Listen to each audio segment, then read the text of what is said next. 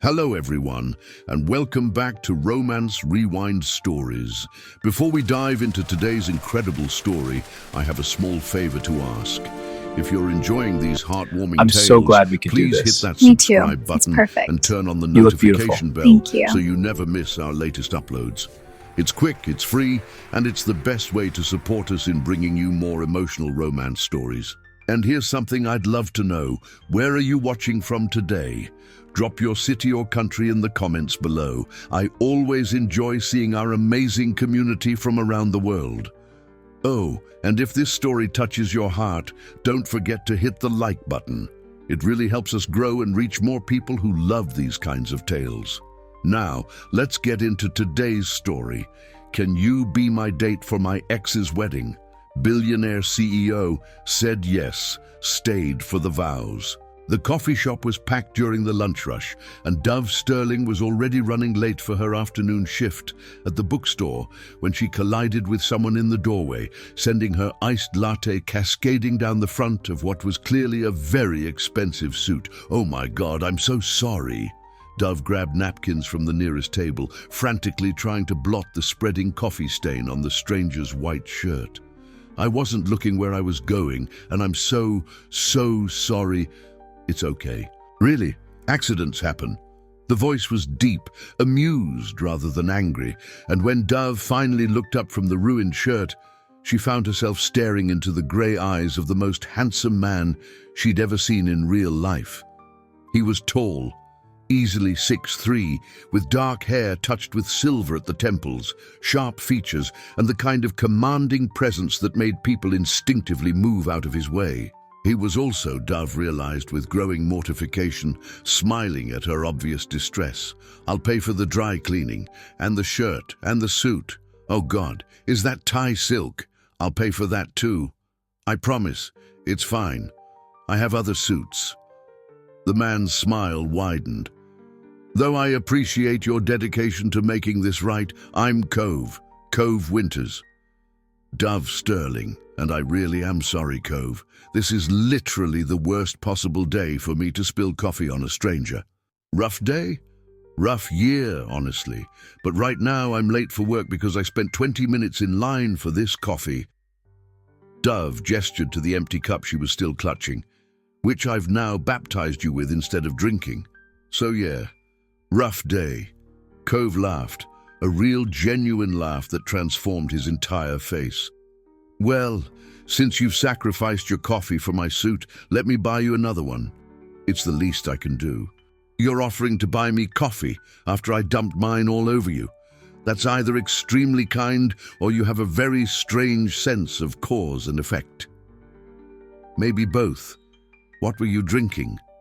"Iced vanilla latte with oat milk. But really, you don't have to." Cove was already at the counter ordering. He returned moments later with a fresh latte and a napkin with his phone number written on it. "In case you need to coordinate about the dry cleaning," he said with a small smile. "Or in case you want to make up for assaulting me with coffee by letting me take you to dinner sometime." Dove stared at the napkin. "You're asking me out after I ruined your suit?" "I'm asking you out because you look like someone who's had a genuinely terrible year but still apologized 17 times and offered to replace my entire outfit. That kind of conscientiousness is rare and..." He paused, looking slightly uncertain for the first time. "And I don't usually do this, ask out strangers in coffee shops. But there's something about you that makes me want to be spontaneous." "I'm a disaster," Dove said honestly, in case the coffee incident didn't make that clear. "I'm 28, working 2 jobs to pay off student loans, currently living with my parents because my ex-boyfriend kicked me out of our apartment when he decided he was in love with my best friend, and I just got an invitation to their wedding, which is in 3 weeks. So if you're looking for someone who has their life together, I'm definitely not that person." Most men would have backed away at that confession. Cove's expression just grew more intrigued. "Your ex-boyfriend is marrying your best friend?" "Ex-best friend. And yes, they're very much in love, apparently. Love at first sight when I introduced them at my birthday party last year. How romantic. That's terrible, I'm sorry. It's fine. I mean, it's not fine, it's actually pretty devastating. But I'm handling it, mostly by avoiding them and pretending the wedding invitation doesn't exist. Dove realized she was rambling and stopped abruptly. Sorry, you asked about dinner, not my pathetic life story. I asked about both, actually. Dove, I have a proposition for you. If this is where you offer me money for something inappropriate, I'm leaving. Cove laughed again. Nothing inappropriate, I promise. You need a date for your ex's wedding. I need a date for my ex's wedding, which coincidentally is also in 3 weeks. What if we went together to both weddings as each other's buffer against the awkwardness? You need a date for your ex's wedding too? I do. My ex-fiancée, actually. We were together for 5 years. She ended things a year ago because she said I was too focused on work, too emotionally unavailable. Then she met someone else, someone warm and present, and now they're getting married. I received my invitation 2 weeks ago, and you want to bring a date to prove you've moved on? More like I want to bring someone so I'm not the sad single guy everyone pities. But Dove, I'm being serious. We're both facing the same situation. Why not help each other through it? Dove studied Cove's face, looking for deception or ulterior motives. What she saw instead was genuine sincerity, and something that looked like loneliness that matched her own. This is insane, she said finally. Completely insane. We don't even know each other. We have 3 weeks to fix that. You could be a serial killer. I'm a CEO, actually, Winters Global. But I can provide references if that would make you feel better. Dove's eyes widened. Winters Global, the tech company worth like billions? Approximately 9 billion, yes. Does that change your answer? It makes me more suspicious of your motives. Why would a billionaire CEO need a fake date for his ex's wedding? You could bring anyone, but I don't want to bring just anyone. I want to bring someone real, someone who understands what it's like to have your heart broken and your life disrupted, someone who won't expect anything beyond a mutually beneficial arrangement. Dove, I'm asking you to be my friend for the next few weeks. Help me survive my ex's wedding, and I'll help you survive yours. No strings, no expectations. Just 2 people supporting each other through something difficult. Dove thought about showing up at Marcus and Lily's wedding alone, about watching her ex-boyfriend marry her former best friend while everyone whispered about the betrayal, about feeling like the pathetic third wheel in a story where she was supposed to be the main character. Then she thought about showing up with someone like Cove Winters, confident, successful, devastatingly handsome, and watching Marcus realize what he'd given up. It was petty. It was probably a terrible idea. But Dove found herself nodding. Okay, let's do it. But I have conditions. Name them. 1. This stays fake. I'm not interested in a real relationship right now. My heart is still too bruised. 2.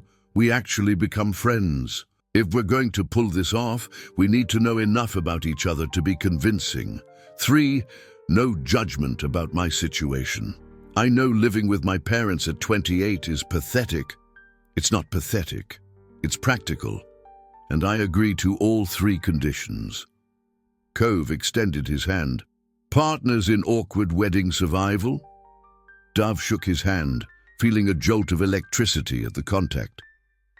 Partners. Over the next 3 weeks, Dove and Cove fell into an unexpected friendship. They met for coffee every morning at the same shop where they'd collided and talked for hours.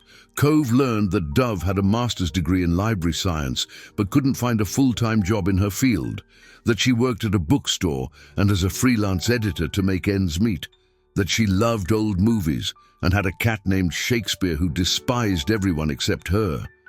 Dove learned that Cove had built Winters Global from the ground up after dropping out of MIT, that his ex-fiancée Catherine had been right about him being emotionally unavailable.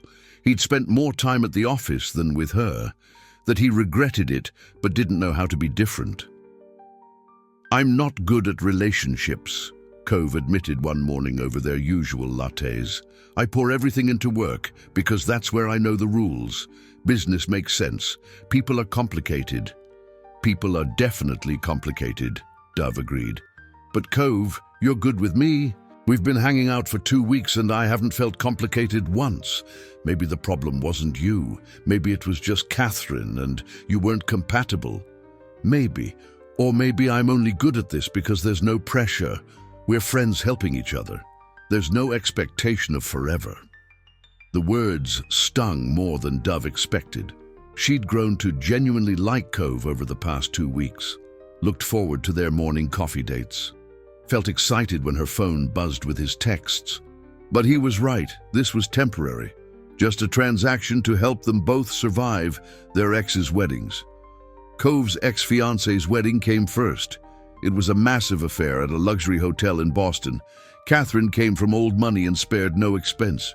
Cove had arranged for a car to pick up Dove from her parents' house, and when she emerged in the cocktail dress they'd shopped for together, his expression made her blush. "You look beautiful," he said simply. "You clean up pretty well yourself." Dove adjusted his tie nervously. "Are you ready for this? With you? Yeah, I think I am." The wedding was everything Dove had expected and worse. Catherine was stunning in a designer gown, looking blissfully happy with her new husband, a warm, charming man who clearly adored her. And everyone kept asking Cove questions about his new girlfriend, forcing them to maintain the charade. Dove played her part perfectly. She held Cove's hand, laughed at his jokes, and generally acted like a woman completely smitten. What surprised her was how easy it was, how natural it felt to lean against Cove's shoulder during the ceremony, how right his arm felt around her waist during the reception. The moment that changed everything came during the vows. Catherine and her fiancé had written their own, and as Dove listened to them, promised to choose each other every day, to communicate even when it was hard, to prioritize their relationship above work and status and everything else. She felt tears on her cheeks. These were the vows she should have had with Marcus, the promises of partnership and priority. Instead, Marcus had chosen Lily the moment someone more exciting came along. Cove must have noticed her tears because he squeezed her hand gently, pulling her slightly closer.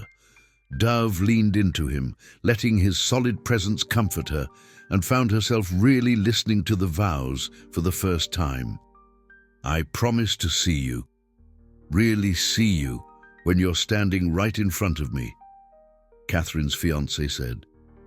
"To put down my phone, close my laptop, and give you my full attention, because you deserve to be the priority, not an afterthought." Dove glanced at Cove and saw him staring at the couple with an expression of profound regret. This was what Catherine had needed from him.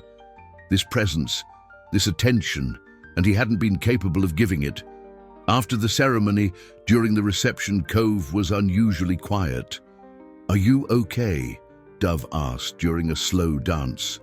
They were maintaining appearances, his hand on her waist, hers on his shoulder, swaying to music neither of them was really hearing. "I messed up," Cove said quietly. "Catherine deserved what she has now. That attention, that priority. I was so focused on building my company that I forgot to build our relationship. And now she's marrying someone who actually sees her. Cove, I'm not saying I'm in love with her still. I'm not.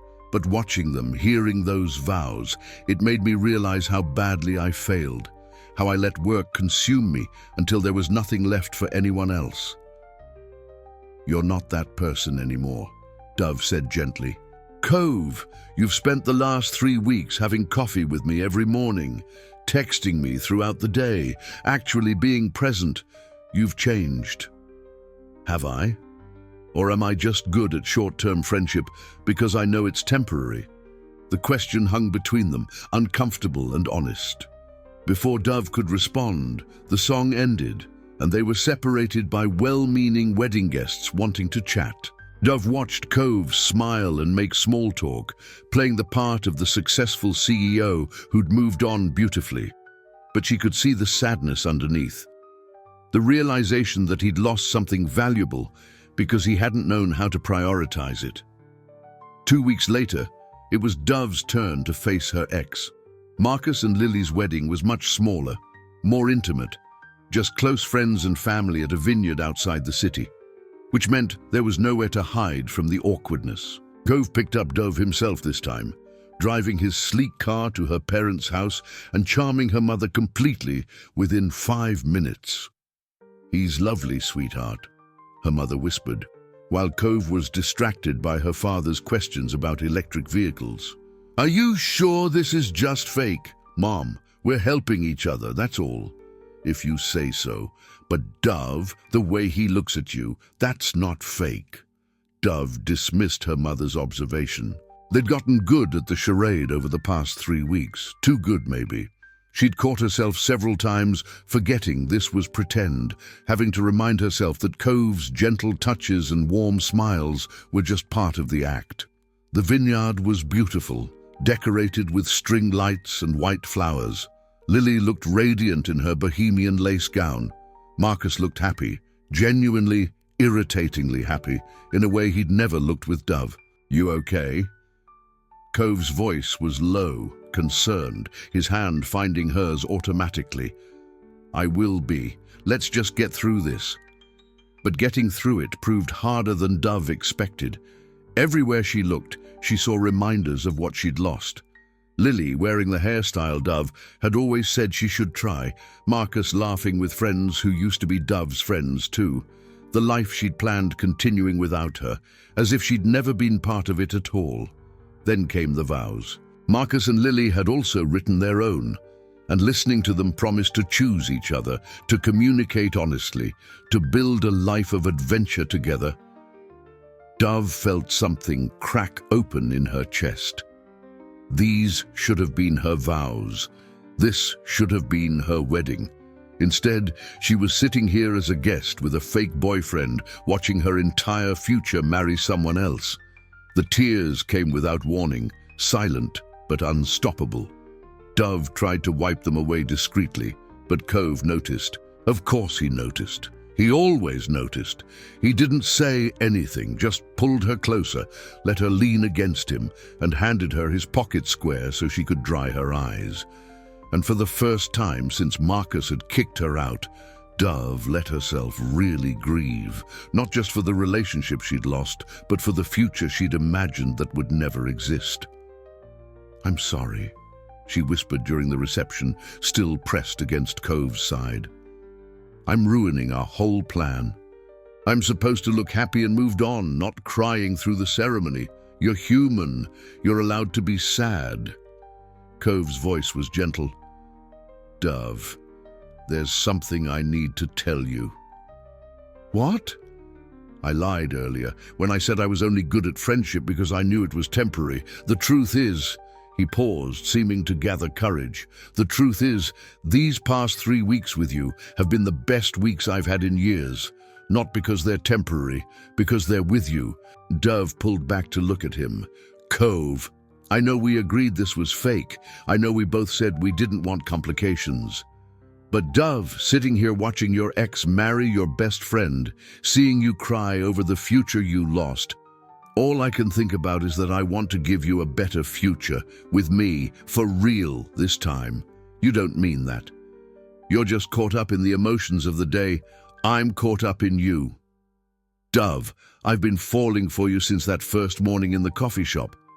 Every conversation, every shared laugh, every moment we've spent together, I've been falling harder.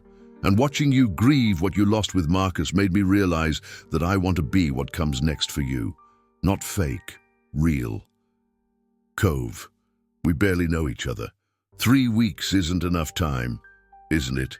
I know you take your coffee with oat milk and exactly 2 pumps of vanilla. I know you bite your lip when you're nervous, and you have a terrible habit of apologizing for things that aren't your fault. I know you love old movies and classic literature, and you cry at wedding vows even when they're not yours. I know you're brave enough to face your ex and kind enough to help a stranger through his own heartbreak. What else do I need to know? Dove's heart was pounding. I don't know how to do this. Marcus destroyed my ability to trust. I look at relationships now, and all I see is the potential for betrayal. Then let me prove you can trust me. Dove, I'm not asking you to marry me tomorrow. I'm asking you to let this be real, to give us a chance to build something that started fake but became true. We can take it as slowly as you need. I can't keep pretending I'm not in love with you. You're in love with me? Completely, hopelessly. Have been for at least 2 weeks. Probably since you dumped coffee all over my suit and looked so genuinely devastated about it. Despite everything, Dove laughed. That's the worst meet cute ever. It's our meet cute. And Dove, I know I have a history of being emotionally unavailable, of prioritizing work over relationships, but these 3 weeks with you taught me something.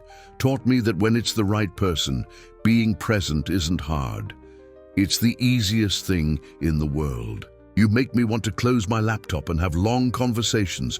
You make me want to be better. That's not nothing. Dove looked across the reception at Marcus and Lily, dancing their first dance as husband and wife. She felt nothing. No jealousy, no regret. Just a vague sense of relief that she'd escaped a relationship with someone who'd never really seen her. Then she looked at Cove, who was staring at her with his heart completely visible in his eyes, and felt everything.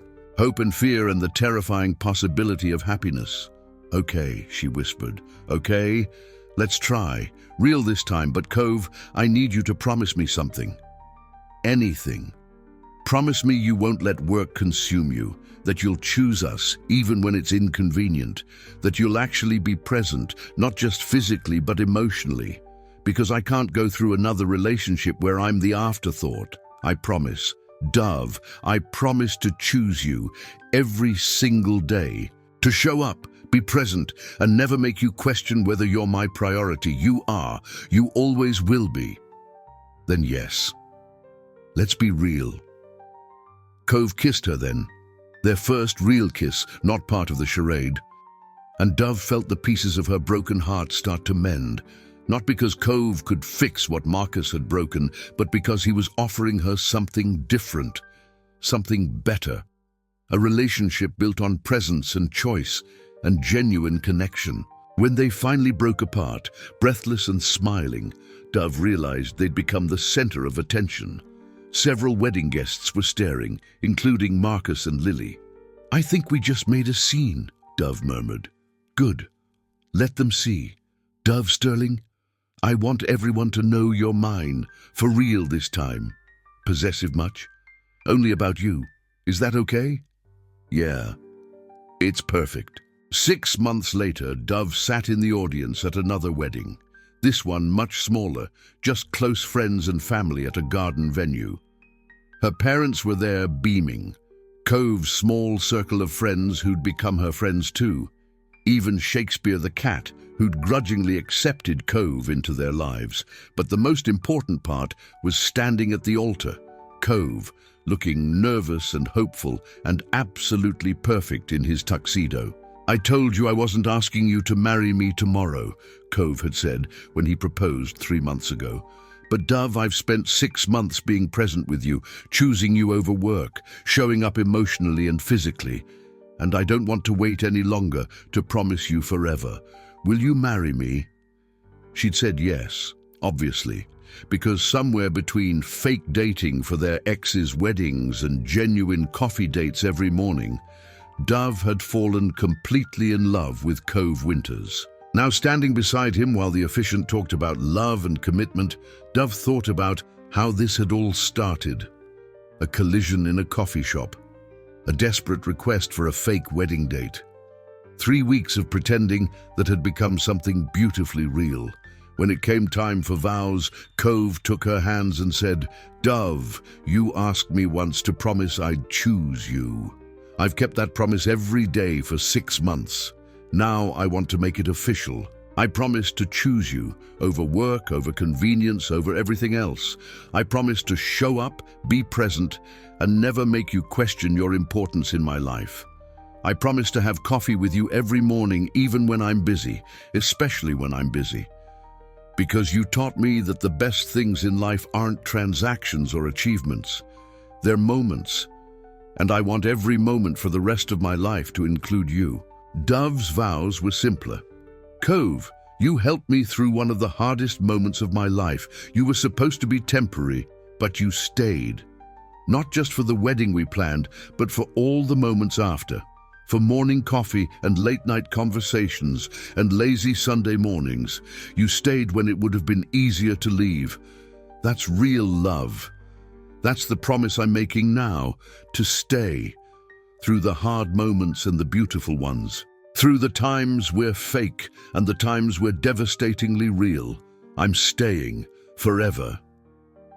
As they kissed to seal their vows, Dove thought about Marcus and Lily's wedding, where she'd cried over a future she'd lost. She'd thought that was the end of her story. Instead, it had been the beginning, the moment she'd been brave enough to accept help from a stranger, smart enough to see potential in pretending, and lucky enough to fall in love with someone who chose to be present. Because sometimes the best relationships start fake and become real. Sometimes agreeing to be someone's date to their ex's wedding leads to your own wedding. And sometimes the person you're fake dating teaches you what real love actually looks like. Present, chosen, and worth every moment of vulnerability it takes to get there. And that's where our story ends today. What did you think? Did Cove and Dove's story of fake dating becoming real love touch your heart? Let us know in the comments what your favorite moment was. If you enjoyed this story, we have so many more waiting for you. Check out our playlist for more heartwarming romance tales that will make you believe in love all over again. Don't forget to subscribe, hit that notification bell, and give us a thumbs up. Your support means everything to us. Until next time, keep believing in love, keep believing in second chances, and remember, the best stories are the ones that remind us we all deserve our happily ever after. See you in the next story. What did you think? Did Cove and Dove's story of fake dating becoming real love touch your heart? Let us know in the comments what your favorite moment was. If you enjoyed this story, we have so many more waiting for you. Check out our playlist for more heartwarming romance tales that will make you believe in love all over again. Don't forget to subscribe, hit that notification bell, and give us a thumbs up. Your support means everything to us. Until next time, keep believing in love, keep believing in second chances, and remember, the best stories are the ones that remind us we all deserve our happily ever after. See you in the next story. What did you think? Did Cove and Dove's story of fake dating becoming real love touch your heart? Let us know in the comments what your favorite moment was. If you enjoyed this story, we have so many more waiting for you. Check out our playlist for more heartwarming romance tales that will make you believe in love all over again. Don't forget to subscribe, hit that notification bell, and give us a thumbs up. Your support means everything to us. Until next time, keep believing in love, keep believing in second chances, and remember, the best stories are the ones that remind us we all deserve our happily ever after. See you in the next story. What did you think? Did Cove and Dove's story of fake dating becoming real love touch your heart? Let us know in the comments what your favorite moment was. If you enjoyed this story, we have so many more waiting for you. Check out our playlist for more heartwarming romance tales that will make you believe in love all over again. Don't forget to subscribe, hit that notification bell, and give us a thumbs up. Your support means everything to us. Until next time, keep believing in love, keep believing in second chances, and remember, the best stories are the ones that remind us we all deserve our happily ever after. See you in the next story. What did you think? Did Cove and Dove's story of fake dating becoming real love touch your heart? Let us know in the comments what your favorite moment was. If you enjoyed this story, we have so many more waiting for you. Check out our playlist for more heartwarming romance tales that will make you believe in love all over again. Don't forget to subscribe, hit that notification bell, and give us a thumbs up. Your support means everything to us. Until next time, keep believing in love, keep believing in second chances, and remember, the best stories are the ones that remind us we all deserve our happily ever after. See you in the next story. What did you think? Did Cove and Dove's story of fake dating becoming real love touch your heart? Let us know in the comments what your favorite moment was. If you enjoyed this story, we have so many more waiting for you. Check out our playlist for more heartwarming romance tales that will make you believe in love all over again. Don't forget to subscribe, hit that notification bell, and give us a thumbs up. Your support means everything to us. Until next time, keep believing in love, keep believing in second chances, and remember, the best stories are the ones that remind us we all deserve our happily ever after. See you in the next story.